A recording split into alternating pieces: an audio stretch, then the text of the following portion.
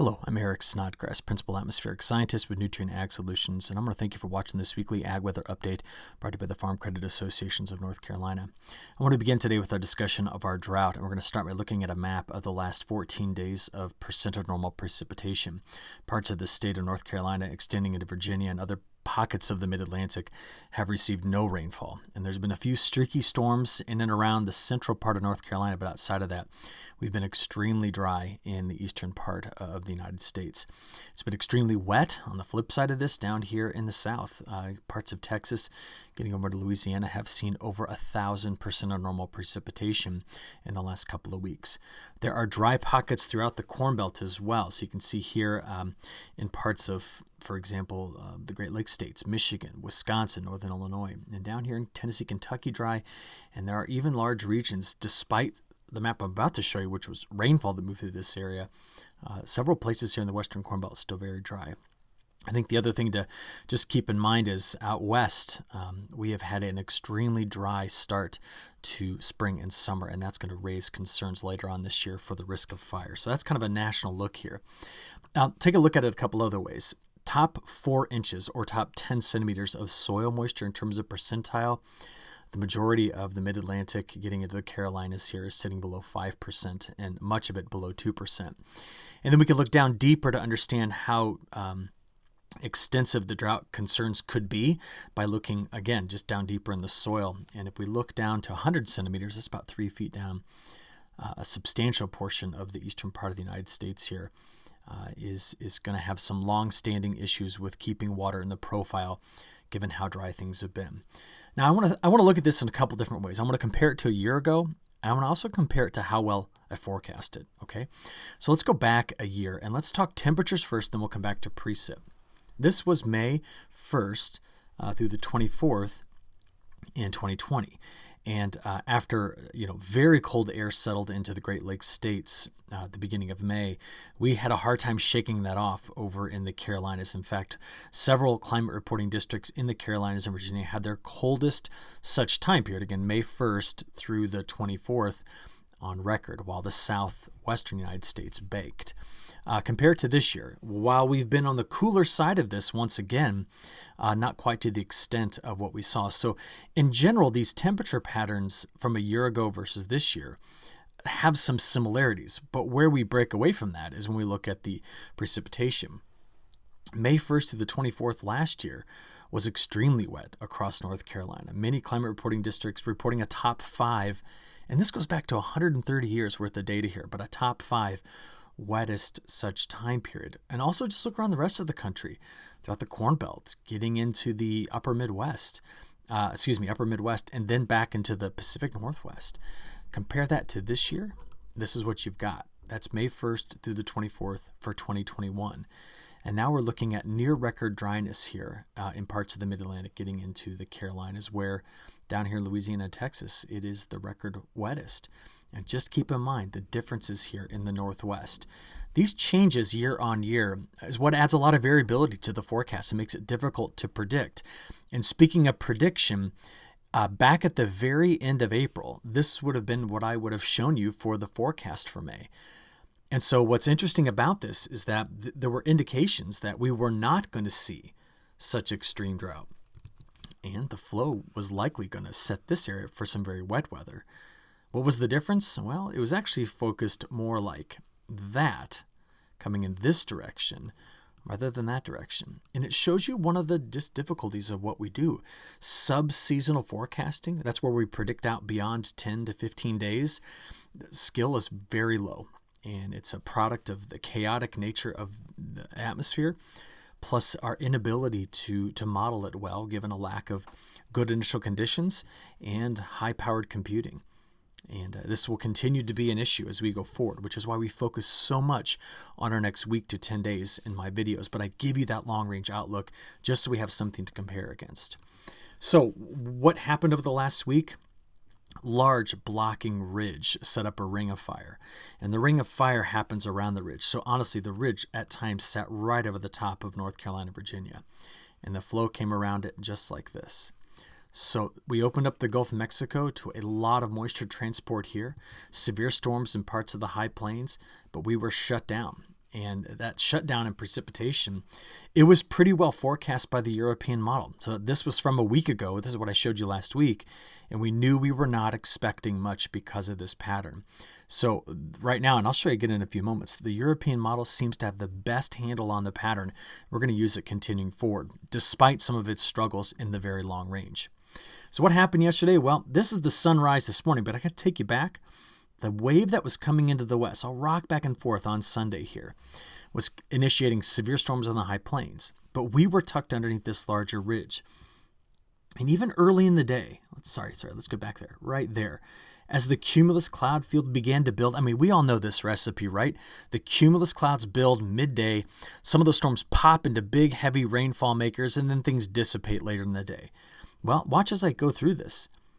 By the time those storms would normally be popping, right around late afternoon, early evening, the suppression in the upper levels of the atmosphere just shut it down. And it got hazy, and it got very uncomfortable with the heat that's been building in. And this has just prevented us from getting that moisture back in place. It's all been out here in the plains. I mean, this is just a radar animation from yesterday into early this morning today. The severe weather's been in the central part of the United States. It is important to note that early this morning, you can see here, coming through West Virginia, Pennsylvania, and even into Virginia, we do have, there's a stalled out frontal boundary here. It's the ring of fire around that high. And this could give us some later in the day chances of storms, but the issue is still this. You can see it as clear as I can. There is a big blocking high sitting in place right here, and the flow is coming around it. It's curling into a low that's up here in Alberta, Saskatchewan, and this high is just hard to break down, but something's coming through to kick it out of the way, and I'm going to be excited to share that with you. Until then, while we sit underneath this ridge, we've got air quality warnings out around us in South Carolina, over here in Tennessee, where we're expecting the stagnant air plus pollution. These issues are going to continue to plague us throughout the beginning of this week. So when does it break down? Well, Storm Prediction Center says severe storms in the central part of the United States, but look right in through here. We do have some scattered storms coming. I'll show you in a moment. This is what we have for the day tomorrow for severe weather on Tuesday. And if I show you this, let me just rock you back. I went all the way to the end of this. I was just watching this before I started recording. There we go. Can you see the ring of fire? If I just go back and forth today, it's just flowing right around like this. And by this afternoon, we start to see that the high-resolution rapid refresh model is popping some storms in North Carolina, in South Carolina, in Virginia. And some of these could be severe in through here late this afternoon or early this evening.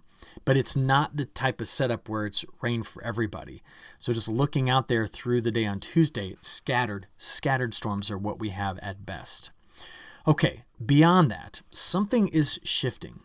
And it is going to be a boundary that stretches like this, coming into a new low that is going to be developing here in parts of the high plains. And that low will end up following this boundary. And we need to see how far to the east it gets and when it could possibly return moisture to us. Because right now, that feature, if you get yourself oriented, here's the west coast of the United States. The trough that's going to create that is sitting here. And there is a thought that it's going to punch over the mountains, emerge in the plains, head toward my home state of Illinois, and then possibly get through this ridge and over into the east. So let's go ahead and take a look at when that possibly gets there. Let me take you back to the beginning of this simulation. European model. So you see, as we walk this forward, there's our scattered storms tonight. But after that, we have at best through middle of this week, just a slight chance at some scattered storms. We then wait, okay, watch this. Here's the front by midweek, see it? We're still dry. But here's the front by midweek, and here's the wave I told you that was going to come out of the northwest and cut through Illinois. So as we get toward the end of the week, you see how that front fails to deliver. But this one right here, as it pushes through the midsection of the country into Illinois, Indiana, and Ohio, this is now by Friday afternoon, it appears that that could push through, giving us a decent chance late in this week or into Saturday, where we could get some storms coming through the mid-Atlantic down through the Carolinas. But that is significant because it pushes this front on through, knocking out that big blocking high and getting rid of that pattern for us for a while, hopefully. And hopefully it doesn't return for a very long time. And then as we get out there farther into next week, I'm going way out in a single model forecast. What we're going to see here is the potential for a new pattern to emerge. And I'm going to show you that in a few moments. But if I kind of stack up all that moisture together, this is the early week rain, Monday into Tuesday, that we could get some scattered storms, as you see here throughout the early week time period. Then we have to go through Wednesday and Thursday dry, and it's not going to be until Friday and possibly into Saturday. I'll just kind of rock back and forth that our next decent chance of precipitation comes in to North Carolina. All right, so that gets us out there about a week. From there, let's kind of keep broadening this out. Whole U.S. view, because we're waiting on that moisture to get here, overall this week is favored to be drier than normal by about half of an inch to an inch, drier than what we normally get this time of year. And comparing it to the GFS model, the GFS is even drier for us. But I'll tell you, when we kind of look here at the scores of these models, this is the way I do it. This comes from Dr. Ryan Maui. The blue line would be the ECMWF, the red would be the GFS. We're looking at the score of the model's performance here. Two things to note. The Europeans are the better performer. And while they've been, since March, performing pretty steady right about here, since the beginning of May, these skill scores have been going down. And that happens as we transition into summer-like weather. That's just a normal consequence of that. There's a couple other things that are going on, and they all have to do with the jet stream pattern around North America. I'm looking here at a graphic that shows momentum, and I know it's a bit of a tricky graphic to look at, but we think that the whole momentum of the atmosphere is increasing. But what's actually happening here is we've had a kind of a backing off of some regions where we had some low momentum recently, and now we just have a couple of pockets, one here just south of the equator and one right here in the subtropics that's increasing. Now, why bring this up? The reason why I bring it up is because I've been staring a lot at the upper level pattern, and I want you to see what I see. So the blues are troughs and the reds are ridges. And as we go throughout this week, there's our large ridge that's blocking everything up. But we see that once this wave kicks through, this is Friday, that starts us off into a new pattern. Okay, that pattern seems to be by about day 10 or 11, featuring a large ridge west and one just off the east. And there's a trough in here. Now that trough comes through and cools things down, but that trough also gives us lift on its eastern side. And the net effect of that is to increase our chances of precipitation. But there's another part to this. These two ridges flanking us on either side are giving us an early look at shoving that jet stream farther to the north, especially in the west. Now you can see it if I actually show you the jet stream level winds. That's what's color-coded here. There's the ridge. See it right there? That's blocking us up. The jet stream level winds are up here. The fastest are up here in coming out of the Hudson Bay to south of Greenland. I mean, that's where the jet stream's living right now. And what happens is as we go through the end of this week, there's our wave that comes through. But into next week, do you notice how all the strong winds are here or here? Our flow across North America is relatively weak, which means as we go out into week 2, out to this time period, this isn't a signal for a lot of confidence in this week 2 pattern. Let me show you what I'm talking about. This would be day 10 from the European model. Trough, trough, and there's another trough just off the page. So the jet stream flows around it like that. Now the good news is, with this broader trough that I just drew a line through here, we are going to see better moisture in that pattern in week 2 while the west just fries. Let me show you. This is the week 2 precipitation pattern from the European model. And if I could wish cast my way forward with this, I would say bring it on. But the reality of it is this pattern is a bit washed out. And you saw the skill scores of the models, which means they're going to pull back a bit on the accuracy. What I'll be most concerned about is if the ridge we're trying to break down makes a return. If it does, this forecast is too wet. Let's see if it's in the other model. This is in the GFS. So there's the ridge, and there's the trough we talked about, right? Okay, what does the GFS suggest? Well, it's got drier conditions south of that line. So you notice how it's just subtly different, but within the normal acceptable range of being different when we look at here at week 2. I think we're just going to have to watch this very, very carefully in this pattern developing this week to see if we are able to finally return some moisture in the form of some thunderstorms here in the Carolinas as we get out into week 2. Okay. From there, let's go take a look at the tropics, because we did have our first tropical system develop here. That's going away, but it took that first name, Anna, here, and it will be kind of exiting and fading very, very quickly today. In fact, I bet if I update this, let's just try that real quick. Let's get a new update here. Hopefully it'll go. Yeah, they've actually gotten rid of it. So in the time I prepared this to when I just recorded it, they've already said that there's no new tropical cyclone development here. So that's good. So let's talk temperatures as we wrap this one up. Overall, we've had some cooler shots come through. So since April 1st, we're still in some places sitting in deficit in GDUs. But it's much below normal when you get into this quadrant, while the west has been so very, very warm. So let's talk temperatures. Hot one today, Monday. Getting into Tuesday, we're going to be still here in the low 80s, 90s as you approach Tennessee. As we get into Wednesday, that's our hot one right there. Mid to upper 90s possible during this time period. But then going from there into Thursday, can you see the cool down happening in the northern plains? That's the front. Here's Friday, Saturday, Sunday. So cooling back down over the weekend into the upper 70s. To be honest, that's going to feel fantastic. So we got to deal with this heat until that point. From there, let's go out and look at the day 5 through 10 time period.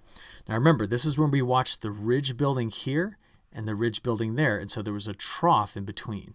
Hence the lack of heat, major heat in this section of the United States while the heat builds in the west.